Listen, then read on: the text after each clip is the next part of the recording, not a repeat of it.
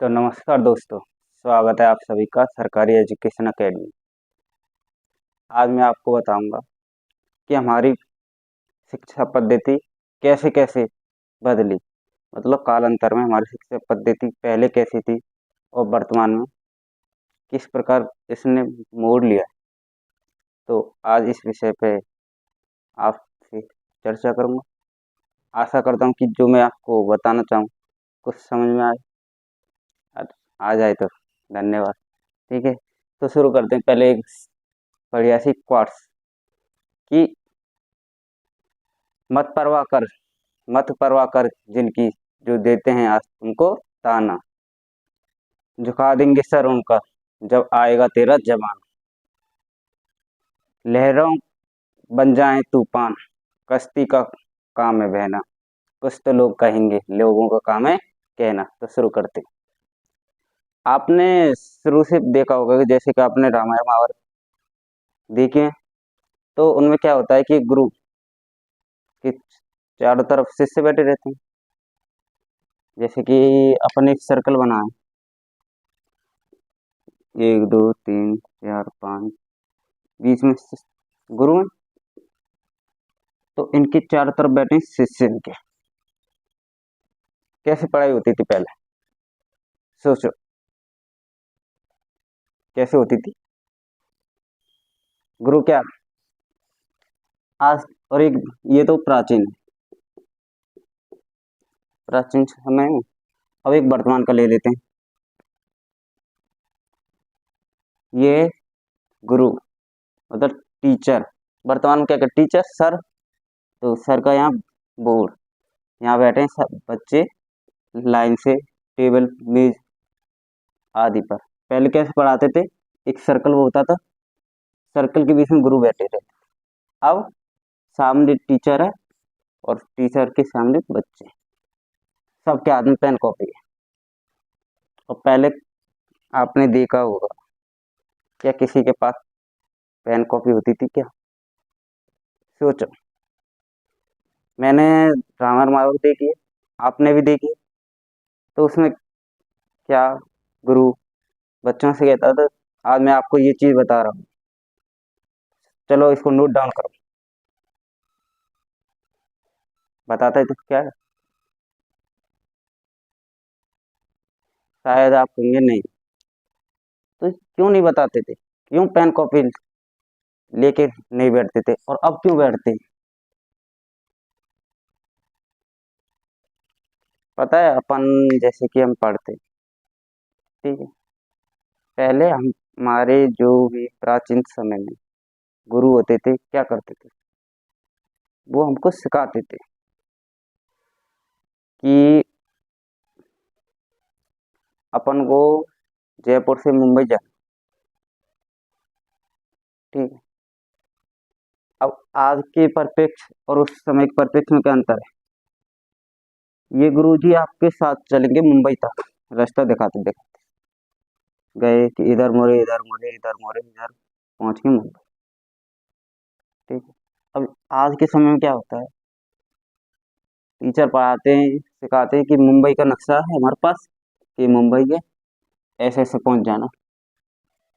बच्चा क्या करता है कि मुंबई तो जाना नहीं है उसे, नहीं जाना, केवल एग्जाम में आएगा, सर पूछेंगे कैसे कैसे जाना है, तो रट लो कि दाएं मुड़ना है, बाएं मुड़ना है, लेफ्ट राइट ऊपर नीचे, मतलब पहुंचना है मुंबई। और पहले क्या होता था कि उसे सिखाया जाता था कि अपनी गोल पर किस प्रकार पहुंचेंगे। नहीं, आपको अपने गोल पे पहुंचना है, तो उस मार्गदर्शन को सिखाते थे। और आज जो आपको सिखा रहे हैं वो रट्टा तो होता है। जैसे कि मेरा एक दोस्त है, वो पढ़ता है, मतलब 12वीं का एग्जाम दे रहा है। किसका? उसने दे रहा है हिंदी का। हिंदी में एक पाठ पढ़ाया था, श्यामलाल की बुरी आदत। तो उसमें पढ़ाया जा रहा है कि एक क्वेश्चन पढ़ रहा है कि श्यामलाल अपनी पशु से किस प्रकार, मतलब उसके साथ व्यवहार कैसा था, किस प्रकार रखता था अपने पशु को। कैसे पढ़ता है, श्यामलाल की 4 भैंस थी, 4 राम की 4 भैंस थी, मतलब उसको रट रहा है कैसे, श्यामलाल की 4 भैंस। कॉन्शियस ऑफ माइंड क्या कहता है, रटो। एग्जाम आएगा कि श्यामलाल के श्यामलाल की श्यामलाल का अपने पशु के साथ व्यवहार कैसा है, ठीक है, इसके बारे में। तो आपके पास पासबुक है, उसमें लिख रहा है कि श्यामलाल की 4 भैंस थी, वह उनके को बराबर पर्याप्त मात्रा में खाना खिलाया था। मतलब एक थ्योरी से बना के दे दे कि अब इसको रट लो, एग्जाम में पास हो जाए। नहीं है तो आपको पहले क्या बताया था भाई? पहले आपको कोई भी कुछ भी चीज पढ़ा, आप ये चीज तो मानते होंगे कि पहले समय की तकनीक आज से कई गुना बेहतर है।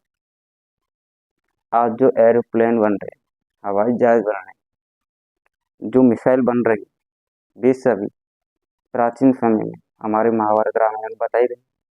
जैसे आपको रामायण में रावण का पशु विमान पता है, आज का क्या वो एरोप्लेन ही तो है। रामायण में महाभारत में ब्रह्मास्त्र, वैष्णवास्त्र, नारायण अस्त्र, ये क्या है, आज के एटम बम, हथियार, मिसाइल, ये सभी तो धीरे धीरे समय बदला है, समय के साथ ज्ञान बदला है। पहले गुरु क्या करते थे कि बच्चों को सिखाते थे, वो उन पर आत्मचिंतन करना सिखाते थे कि बस आपको मैं पढ़ा रहा हूँ ये चीज, आप आत्मचिंतन कीजिए, कहीं रटो मत। आपको जो चीज सिखाई जाती है, क्या करता है इसको बच्चा, तो उसे रटने की कोशिश करता है कि मैं रट लूँ, पास हो जाऊंगा। अपन के बारे में बात करें कि मैं भी क्या करता था, अपन 10th की एग्जाम दे रहे थे, 10th के एग्जाम में क्या कर रहे, 6 विषय, संस्कृत, इंग्लिश, हिंदी, मैथ, सामाजिक और विज्ञान, ठीक है। अब 5 विषयों से रटने की, थोड़ा बहुत साइंस समझने की है और मैथ समझने की है। हम मैथ में हमारे पास कोई क्वेश्चन है, कोई इक्वेशन है, और हम पे वो समझ में नहीं आए तो क्या करते, रट ले, ऊपर से नीचे तक रट ले, एग्जाम पास हुए, परसेंट अच्छे बन गए, 90+ बन गए। धीरे धीरे क्या होगा, जो रटा है उसको भूलेंगे, अपन अनकॉन्शियस माइंड है, नहीं है, तो धीरे धीरे क्या होगा, उस सबको हम भूलेंगे। नहीं है, मैंने केवल रटा है, आत्मचिंतन थोड़ी किया कि कैसे डेवलप्ड हुआ, किस प्रकार ये इजाद हुआ, उत्पत्ति हुई, कैसे त्रिकोणमिति में आता है, त्रिकोणमिति ये कर्ण स्क्वायर बराबर लंब square L square plus B square क्यों होता है, केवल रट लो, एग्जाम पास हो जाएगा, परसेंट अच्छी हो जाएगी। नहीं, तो ज्ञान क्या होता है, जो आपको पढ़ाया जाता है क्या होता है, वो आपको पढ़ना नहीं, सीखना है, आत्मचिंतन करना। पढ़कर क्या करोगे, नौकरी मिल जाएगी।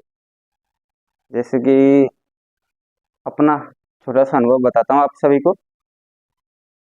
अपन ने दिया दिल्ली पुलिस का दिया, ठीक है, रटा, मैंने खूब रटा कि यहाँ से सिलेबस ये सब रटना है, एग्जाम पास हो जाएगा। पेपर दिया, 100 नंबर का पेपर था, 82 मार्क्स आ गए, ठीक है। अब क्या हुआ, धीरे धीरे अब मेरे को पता था मैं पास हो जाऊंगा, तो मैंने क्या किया, दौड़ शुरू करी। दौड़ का उद्देश्य क्या था, दिल्ली पुलिस का एग्जाम निकालना, मतलब दिल्ली पुलिस की जॉब प्राप्त करना। उद्देश्य क्या था, जॉब प्राप्त करना, इसलिए मैं दौड़ रहा था। किसके लिए, मतलब अपनी ऐसे कि अपन को पता है ना कि हेल्थ के लिए दौड़ जरूरी है, सुबह जगकर घूमने जाना चाहिए, दौड़ करनी चाहिए, व्यायाम एक्सरसाइज आदि करनी चाहिए।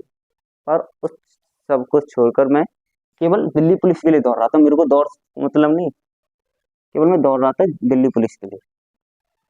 अब इसमें क्या सिचुएशन, या तो मैं दिल्ली पुलिस के लिए दौड़ रहा हूँ तो या तो पास हूँ या फिर नहीं है भाई। किसी उद्देश्य के लिए काम करते हो, या तो वो आपको मिलेगा या नहीं मिलेगा, नहीं है।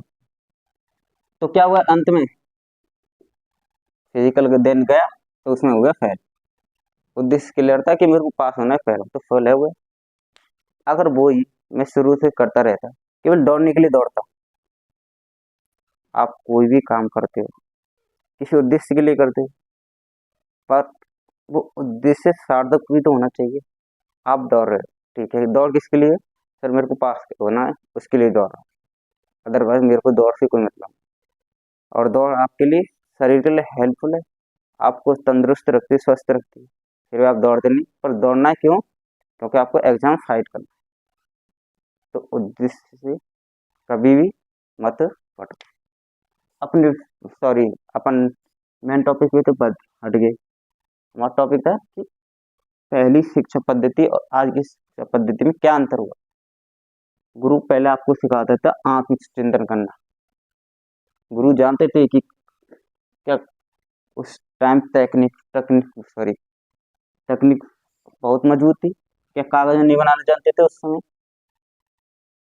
जानते थे। कलम बनाने नहीं जानते? जानते थे। फिर भी उस समय कलम कागज क्यों नहीं थी? इसका सीधा सा सीधा और धारा है कि वे अपने शिष्यों में आत्मचिंतन सिखाते थे, उनके कॉन्शियस माइंड को जागृत करना सिखाते थे कि जो आपको हमने पढ़ाया, मान लो आपको पढ़ाया, मैंने कुछ भी कोई नियम पढ़ाया, जैसे कि ऊर्जा संरक्षण का नियम, अगर मैं आपको नोट डाउन करा दूं क्या होता है ऊर्जा संरक्षण का नियम, तो आप उसको रटोगे, उसमें चिंतन नहीं करोगे, आत्मचिंतन नहीं करोगे। क्यों नहीं करोगे? क्योंकि एग्जाम में किस परिभाषा से पूछेगा, उसको चिंतन थोड़ी पूछेगा कि क्या है ऊर्जा, होती क्या है, उसके बारे में केवल आपसे डेफिनेशन पूछेगा, तो आप उसको याद करोगे, एग्जाम में लिखोगे, पास हो जाओगे, टॉप परसेंट, ये हो गया टॉप। धीरे धीरे क्या होगा, जो आपने पढ़ा है उसको भूल जाओगे और स्थिति बेकार हो जाए। यही तो हुआ अपन के साथ। पहले धीरे धीरे आपको ये सिखाया गया गुरुकुलों में कि आत्मचिंतन पर ध्यान दिया, धीरे धीरे उसके बाद चलो इनको जो आपको वेद पढ़ाए जाते थे पहले, उनको केवल गुरुमुखी के माध्यम से सिखाया जाता, इन्होंने अपने शिष्यों को सिखाया, उनसे अपने दूसरे शिष्यों में गया, उनसे और में गया। अब ये करी इसी जगह टूट गई, तो आगे के शिष्यों के पास ज्ञान नहीं रहा। भाई जो अपन के पास ज्ञान है उसके लूप होल भी तो उसी, जैसे कि यहाँ हेड बैठता है गुरु, अब इसने अपने शिष्य को दिया, इसने अपने शिष्य को दिया, इसने अपने इन शिष्यों को दिया। अब मान लो कि इस शिष्य की अपने शिष्य बनाने से पहले डेथ हो गई, तो ये ज्ञान यही अधूरा सिमट गया, आगे दे नहीं पाएगा। तो क्या किया कि इनको लिपिबद्ध किया।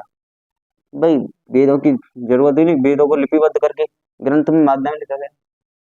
अब यही चीज आगे चलकर भाई अपन को ये कड़ी नहीं टूटे, इसलिए हम लिखे गए। धीरे धीरे संस्कृति बदली, वेस्टर्न कल्चर इंडिया में आया, तो क्या कह रटो, पास होना है, नहीं है पास होने के लिए पढ़ो, रटो इस चीजों को, कर्ण स्क्वायर बराबर लंब स्क्वायर प्लस आधार स्क्वायर। ऊर्जा संरक्षण का नियम क्या कहते हैं? ऊर्जा संरक्षण कि ऊर्जा को ना तो उत्पन्न कर सकते हैं, ना ही नष्ट कर सकते हैं, इसे एक रूप से दूसरे रूप में बदल सकते हैं। अब कैसे बदल उत्पन्न नहीं होती, कैसे नष्ट नहीं होती, इसके बारे में हमें कोई मतलब नहीं, हमें तो रटना है परिभाषा एग्जाम में कैसे आएगी, नहीं है। तो अपन इस कड़ी को तोड़ने के लिए तो अपन ने लिखना शुरू किया, और वो ही लिखना लिखना धीरे धीरे आपकी आदत बन गई। और आज के समय में होता क्या है, आप या मैं, कोई भी हुआ, भाई अपन को आपसे अलग थोड़ी है, जो आपको बता रहे हैं, जो भी है क्या कर रहे हैं, रट रहे, रटन विद्या के पीछे भग रहे। भाई रटन विद्या आपके लिए केवल और केवल कुछ समय साथ दे सकती है। अब कहने वाले कहेंगे कि सर अपन को क्या करना है, अपन को जॉब चाहिए, जॉब चाहिए, उसके बाद क्या होता है उस सभी से हमें क्या मतलब। पर एक बात हमेशा याद रखना कि जीवन में जॉब हुई, कोई भी नौकरी हुई, जीवन का साधन बन सकती है, कभी भी जीवन का साथ नहीं बन सकती। नहीं। तो आशा करता हूँ कि आपको जो आज मैंने बताया होगा कुछ समझ में आया हो। मेरे हिसाब से आपको नहीं आया होगा। नहीं है, क्योंकि चल रहने दो। अब एक सुनाता हूँ आपको कविता। क्या दो लाइन कि क्या है जिंदगी।